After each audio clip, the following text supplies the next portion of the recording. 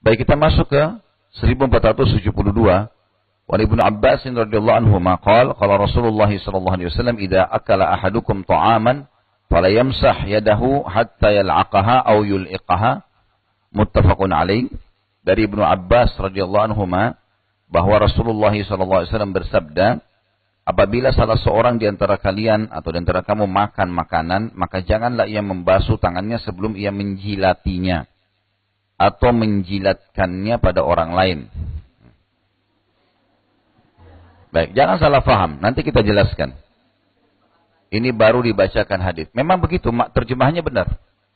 Terjemahannya benar. Sebentar.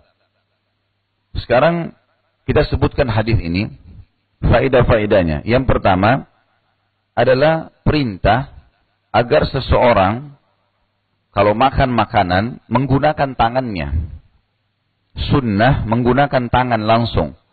Dan Nabi SAW sering kali atau selalu disebutkan dalam riwayat menggunakan tangan beliau. Baik dalam memasukkan daging ke dalam mulut, seperti hadis Bukhari, pernah disebutkan Nabi SAW memegang paha kambing, tulangnya sambil menggigit. Gitu kan. Waktu Umar bin Khattab masuk ke dalam rumah. Juga Nabi SAW sering kali merobek roti-roti gandum yang ditaruh di atasnya sarit atau kuah kari, kemudian beliau memasukkan ke dalam mulutnya. Dan sering kali Nabi SAW menggunakan 3 jari. Sering kali Nabi SAW menggunakan 3 jari supaya porsi yang masuk ke dalam mulut juga tidak besar. Dan kita tahu dalam masalah kesehatan penting sekali seseorang tidak memenuhkan mulutnya, mengunyah sampai halus, sebab akan membuat porsi masuk ke tenggorokannya juga pas dan ususnya tidak bekerja keras, gitu ya, karena sudah hancur. Seperti itulah. Ini sunnah Nabi SAW. Bolehkah kita gunakan fasilitas seperti sekarang sendok dan garpu? Boleh saja. Tetapi permasalahannya adalah dihubungkan dengan adab yang lain ya. Tetap harus menggunakan tangan kanan ya. Kalaupun misalnya kita menggunakan garpu di tangan kiri hanya sekedar membantu saja. Misal membantu menaikkan nasi atau potongan daging ke sendoknya. Kemudian kita masukkan di mulut kita, gitu kan. Tidak boleh kita gunakan seperti umumnya orang-orang non-muslim. Mereka pakai sendok dan garpu yang ini memang tangan kanannya memasukkan nasi misalnya atau lauk di situ, nasi misalnya, tangan kirinya sendoknya menyendok daging atau lauk kemudian dimasukkan juga tangan kiri. Ini nggak boleh. Karena Nabi SAW larang. Kata beliau, janganlah kalian makan dan minum dengan tangan kiri. Karena syaitan makan dan minum dengan tangan kiri. Makna lain adalah syaitan mengambil itu, makanan dan minumannya. Karena syaitan bisa mencuri makanan dan minuman. Bisa mencuri makanan dan minuman. Dari sini ada adabnya. Sama juga dengan menggunakan pisau biasanya. Kalau orang makan beef stick atau yang sejenisnya, biasanya disediakan pisau di tangan kanan dan garpu di tangan kiri. Karena pisau dipakai untuk memotong. Ya, sehingga kalau sudah terpotong daging-daging tersebut, kemudian digarpu pakai tangan kiri lalu dimasukkan ke mulut. Ini cara orang non-muslim. Kita harus hindari. Dibalik. Sendoknya di tangan kiri. Pisaunya di tangan kiri. Garpunya di tangan kanan. Karena yang penting adalah memasukkan ke dalam mulutnya. Ini ada larangan untuk menggunakan tangan kiri. Jadi kita memotong, mendahan dagingnya dengan garpu tangan kanan. Pisaunya dengan tangan kiri. Memotongnya kemudian baru memasukkan ke dalam mulut. Ya. Ini tentu kalau menggunakan selain tangan. Tapi sunnah Nabi SAW menggunakan tangan. Tentu tidak masuk di dalamnya hal-hal yang berkuah misalnya ya. Karena mungkin tidak mungkin menggunakan tangan. Tapi saya sudah sebutkan adabnya kalau pakai ya, menggunakan fasilitas seperti sekarang sendok atau garpu. Yang kedua adalah disunnahkan kalau menggunakan tangan, karena pasti akan ada sisanya di tangan, itu tidak mencuci tangan sampai menjilatnya. Artinya mengambil sisa makanan di tangan kemudian memasukkan ke dalam mulut. Sebagian ulama menyebutkan hikmah-hikmahnya. Dan sekarang banyak teman-teman dari medis muslim yang mengadakan penelitian. Ditemukan ternyata memang di ujung-ujung jari manusia itu ada bakteri. Bakteri ini memang umumnya walaupun kita sudah cuci tangan ada tertinggal.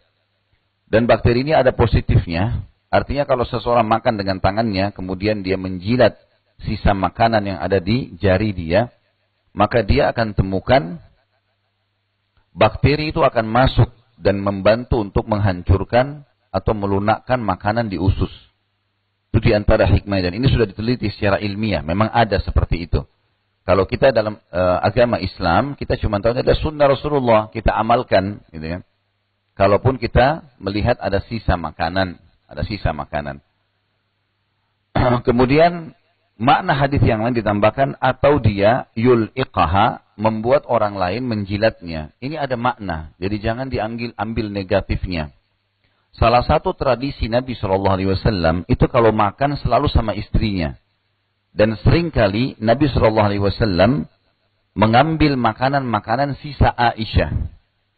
Di antaranya pernah terjadi, Aisyah makan makanan dan ada makanan yang jatuh di sebelah bibir Aisyah. Maka Nabi SAW mengambil dengan bibir beliau. Nah ya, bentar, tidak usah dibayangkan. Nabi SAW juga melakukan apa yang disebutkan dalam hadis ini.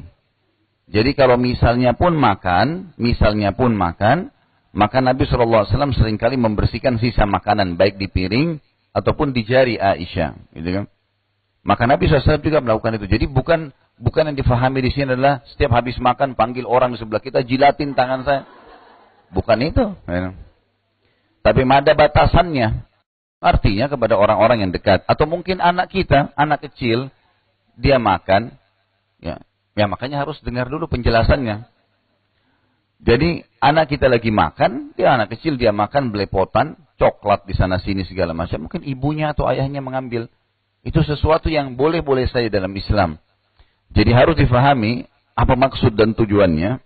Sehingga kita tidak menilai buruk. Sama pernah waktu saya jelaskan penggunaan siwak. Banyak orang menganggap penggunaan siwak itu jorok. Padahal sunnah Rasulullah. Dan sarinya siwak itu bagus buat gusi, buat gigi. Sudah ada survei masalah itu. Ternyata sarinya ya, dari kayu siwak itu sangat bagus menguatkan gusi dan gigi. Makanya Nabi SAW mengatakan, kalau saya tidak beratkan umatku, saya akan memerintahkan mereka menggunakan siwak setiap kali mau wudu.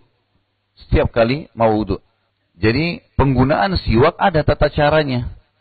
Kita kalau beli kayu siwak, ya umumnya memang kalau di Saudi, di dekat masjid pasti banyak ya. Di Indonesia juga sudah banyak dijual. Alhamdulillah beberapa toko-toko Islam sudah ada. Kalau menggunakan, ujungnya dihaluskan, kemudian dipakai dalam beberapa kali saja, digunting, kemudian dipakai lagi. Jadi satu batang itu bisa habis dalam sehari, atau 2 hari, atau 3 hari. Jadi bukan siwak itu dipakai setahun misalnya. Itu aja terus yang dipakai gosok kan gitu. Karena tidak faham, akhirnya kesannya sunnah itu jorok. Padahal sebenarnya tidak ini. Ini kesalahpahaman saja, sama dengan kasus tadi, menjilat jari atau menjilatkannya pada orang lain. Kalau orang tidak faham, ini ternyata ada penjelasan dan penjabaran yang khusus, maka mereka bisa salah faham. Baik, hadis ini masuk dalam bab makanan, kalau tadi dalam bab duduk, ya. Dan ini juga tentu di dalam hadis, ya, di dalam buku-buku hadis disebutkan khusus bab adab makan dan minum. Seperti misalnya hadis-hadis tentang tidak bolehnya makan dan minum sambil berdiri, sambil berjalan, ya, ada larangan untuk itu, dianjurkan untuk duduk. Kemudian juga tidak bolehnya makan dan minum dengan tangan kiri. Ya. Kemudian tidak bolehnya bernafas di bejana air yang sedang kita minum, ya, dengan artinya pada saat lagi meneguk itu diusahakan nafasnya ditahan.